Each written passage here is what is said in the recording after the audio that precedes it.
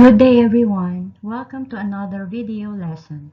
We are going to continue discussing understanding and using textual aids. So stay put and be ready for a new day of learning.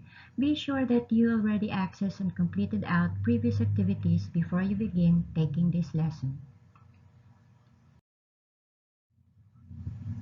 I want you to look at these illustrations here. These are what we call graphic organizers. We have here the main idea web, Venn diagram, the sequence chart, the concept map, and the T-chart. We are going to discuss them as we move on doing our discussion. Graphic organizers are also examples of textual aids that can help you understand information better. Not only that, these can also help you better present information. To begin with, graphic organizers are visual and graphic display that depicts the relationship between facts, terms, and/or ideas within a learning task. It is also a visual display of key content information designed to benefit learners who have difficulty organizing information. It is meant to help students clearly visualize how ideas are organized within a context or surrounding a context. There are different types of graphic organizers. These are additional to those we have discussed previously. First, we have the T-chart. A T-chart helps organize ideas into two columns and examine two components of an object, concept, or events. Students can also select two things to compare, can be ideas, characters, events, and write them as headings for the two columns. From there, comparisons or contrasts can be made in both columns.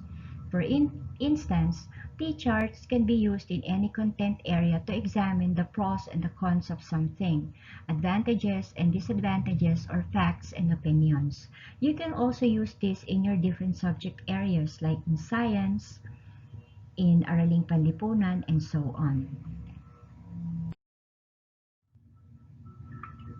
The next type of graphic organizer is what we call the main idea web. Look at the illustration. It looks like a spider's web. That's why it is called a main idea web. A main idea web starts with a central idea here in the middle and branches out interrelated and details or subject ideas. Sometimes it is also referred as spider or semantic maps. This type of graphic organizer is often used primarily for brainstorming and generating ideas for planning or writing purposes.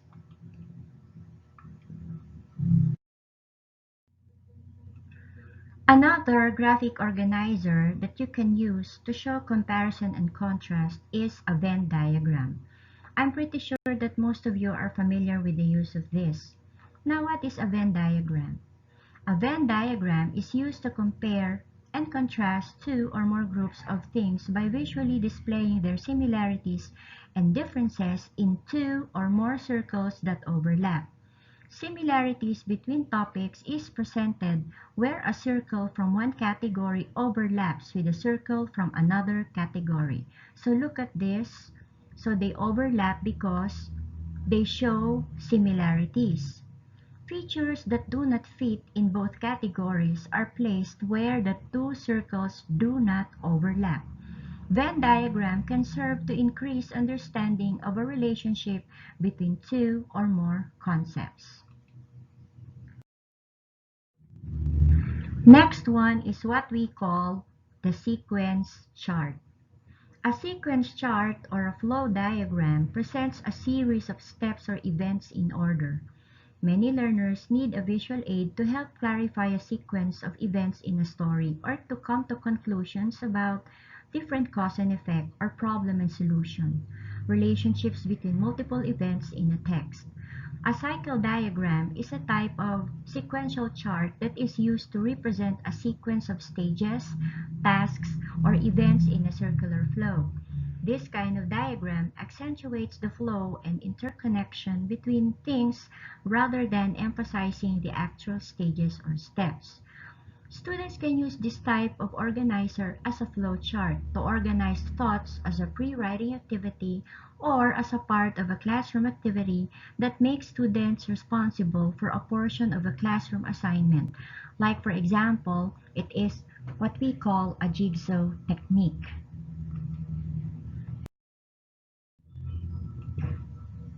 Next graphic organizer is the concept map. If you can see, this is somehow similar to the main web map. But concept maps are visual representation of information. They can take the form of charts, graphic organizers, tables, flowcharts, Venn diagram, timeline, or T-charts. Concept maps are also especially useful for students who learn better visually, although they can benefit any type of learner.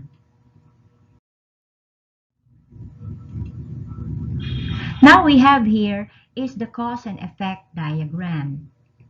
This is a tool that helps identify, sort, and display possible causes of a specific problem or quality characteristics.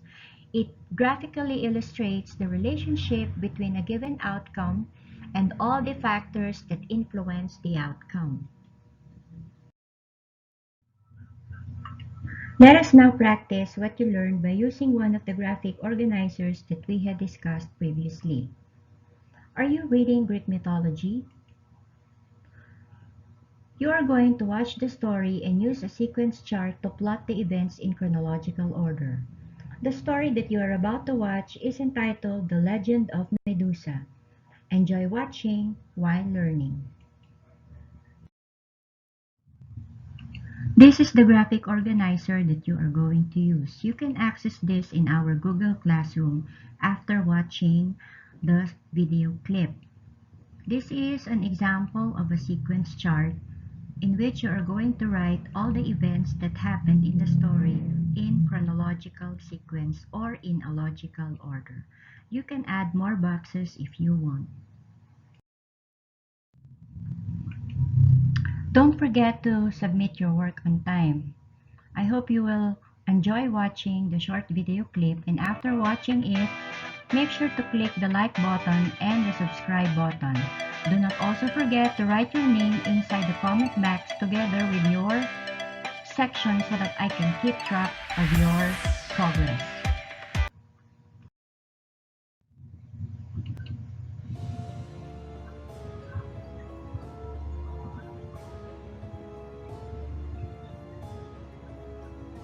Somewhere in Greece, a cursed creature remained hidden. Among all the monsters who inhabited the nightmares of the Hellenic, this was surely one of the most feared. Many brave heroes dared to hunt this creature, but none ever returned. They said that this being was so hideous that no one could face it. Her name was Medusa. But Medusa was not always like that. She once had been one of the most beautiful women ever to walk the earth. She was born of the union of two primordial sea deities, Phorcys and Ceto, and she came into the world as a normal child. Medusa had two sisters, Stheno and Uriel. They were Gorgons, creatures that combined women and serpent traits. Since childhood, Medusa was devoted to the goddess Athena, and when playing with her sisters, she always pretended to be the goddess Athena, while her sisters loved to be the villains. Together with the girls, she also played with a boy called Iphicles, who was Medusa's best friend. The two were inseparable. Medusa grew and became more beautiful every day. Medusa's charms made the young Iphicles an easy target for Eros, the god of love. In love, Iphicles declared his affection for Medusa. The young lady deeply loved the boy, but she had the dream of becoming a priestess of Athena and could not cave into the temptation of love. When she reached the appropriate age, the young woman started her preparation to become an Athena priestess. The temple's apprentices needed to have pristine conduct and discipline. All their acts could be reflected in the goddess's reputation. One of the major requirements for becoming a priestess of Athena was absolute purity. They were to mirror themselves in Athena. Therefore, the young women should remain virgins, just like their goddess, who never surrendered to the influence of Eros and Aphrodite. Medusa became a perfect priestess, maybe even too perfect. The rituals conducted by Medusa kept attracting more followers, delighted with the way in which that beautiful young woman conducted each of her activities. Medusa had beautiful fluttering hair. With her movements, it mesmerized those who stared at her. A gullible man dared to say that Medusa's hair was more beautiful than Athena's. The goddess, from the top of Mount Olympus, noticed a commotion in one of her temples.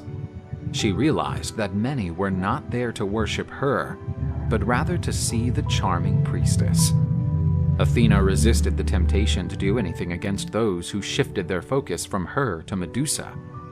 The goddess knew that, although this was wrong, the young priestess was not to blame. After all, she was only doing her work in the best way she could. Meanwhile, at Mount Olympus, Poseidon noticed the goddess's restlessness. The sea god and Athena had a major rivalry.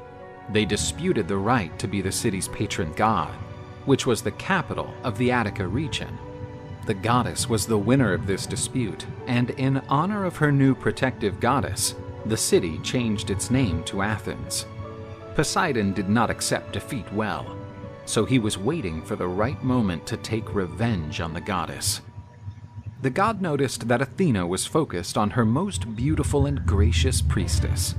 He decided that this beautiful young woman could be an instrument of his revenge. Poseidon plotted to tarnish Athena's reputation, striking her most unblemished follower. In the meantime, Medusa kept carrying her normal life, unaware that she was being watched by the Olympic gods. Medusa walked by the sea, and lurking, concealed among the waves, the god of the seas followed her. She heard someone say her name. The call came from the ocean. Poseidon emerged from the sea in all his paramount glory. The god used his charm to seduce Athena's priestess, but Medusa, albeit stunned by all his splendor, did not forget her vows and rejected Poseidon's advance. He did not accept the rejection and grabbed Medusa's arm. She reacted unexpectedly and, violently hitting him in the face, managed to get rid of the god. Medusa ran to Athena's temple, the only place where she felt safe. But Poseidon, consumed by lust, went after the young woman. Poseidon was almost reaching her when the brave Iphicles stood between the god and Medusa. Despite his bravery, Iphicles represented no obstacle to the god who, with one blow, threw the young man away. Medusa stepped inside the temple of her goddess and knelt before her statue. She asked for protection when she heard the god of the sea's heavy footsteps approaching. The god approached the encircled young woman, who cried out for help. Poseidon possessed her on the goddess altar by force. The god happily left the temple. His revenge had gone better than planned. Besides having corrupted the best priestess of Athena, he also degraded her beloved temple, which the goddess deeply treasured for its purity. Medusa felt ashamed and filthy when the goddess Athena took the form of her statue and furiously blamed the priestess. Athena said that if it had not been for her flamboyant presence, which diverted men from the path of virtue and purity, and for her vanity, which made her irresistible, none of that would have happened. Her temple would have remained immaculate, and her honor as a goddess would not have been diminished. Athena decided to punish the priestess, who was now impure and guilty, for the dishonoring of the temple she was to care for. The night arrived, and Iphicles regained consciousness after the strong blow he suffered.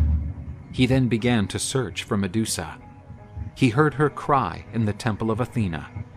Arriving there, he encountered Medusa sitting on the ground, crying in pitch-black darkness.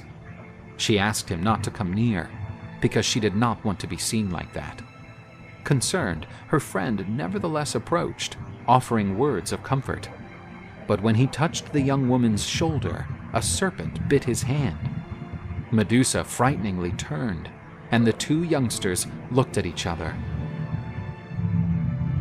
The young Iphicles became a stone-made statue.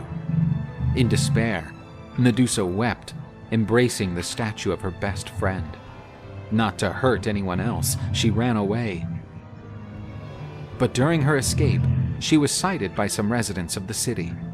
Those who looked into her eyes became petrified. People told each other about that horrible snake-haired creature. A group was assembled to hunt the creature. These men were found days later, completely petrified and with terrified semblances. Medusa had no intention of hurting anyone. She simply wanted to defend herself from unfair aggression. She decided to hide in a region that had been abandoned by its inhabitants for centuries. There, she found an ancient temple in ruins, which she turned into her hiding spot. Many warriors attempted to capture the Gorgon for glory, but none ever returned. Isolated, Medusa kept losing her remaining humanity. Her reputation as a terrible monster became legendary. Medusa survived by hunting small animals and rodents. One of her prey led to an unexpected reunion. Medusa encountered an ancient bust, which represented the goddess Athena. She realized that those ruins had once been one of the first temples to give shelter to the goddess. This discovery revived her ancient habits. Medusa started to care for the temple and to exalt the glory of the goddess, the dilettante daughter of Zeus, the supreme god of Olympus. Albeit living a miserable existence, the young woman still showed her nobility. In her heavenly residence, the goddess did not fail to notice the honorable acts of her former priestess. She realized that her actions could not be justified by vanity, since no one could witness those acts. And she felt sorry for having enforced such a cruel and irreversible punishment on the girl. While conducting one of her many rituals, Medusa heard the steps of another invader. Medusa's bestiality re-emerged, and she prepared to face another opponent. The daring warrior walked cautiously in the creature's abode, while she prepared the ambush. Sneaking close to the warrior, she was stunned when noticing that he was carrying Athena's shield, the sacred aegis that had once belonged to Zeus. Athena's shield was so polished that it reflected like a mirror, and using the reflection, the warrior realized that the monster was behind him. With a sharp blow, the young warrior severed Medusa's head from her body. Medusa was dead, and her blood kept dripping to the ground. The warrior, anonymous until that point, would go down in history under the name of Perseus. After completing his labors, Perseus returned to Athena her aegis and also gave her Medusa's head. What few knew was that Medusa carried Poseidon's divine seed, and from her blood, Chrysaor was born, the warrior of the golden sword. Not only that, another beautiful creature, a winged horse, also emerged. The majestic Pegasus was the purest of all creatures, embodying all the original purity that had been stolen from his mother. Many believed that the help Athena provided to Perseus, when she handed him her precious shield, was another act of retaliation against Medusa. Actually, she only wished to free the young girl from that dreadful existence, which had been unjustly imposed upon her. Athena glorified Medusa by adding the Gorgon's head to her shield. The image of the loyal priestess was now eternalized beside the goddess she loved so much.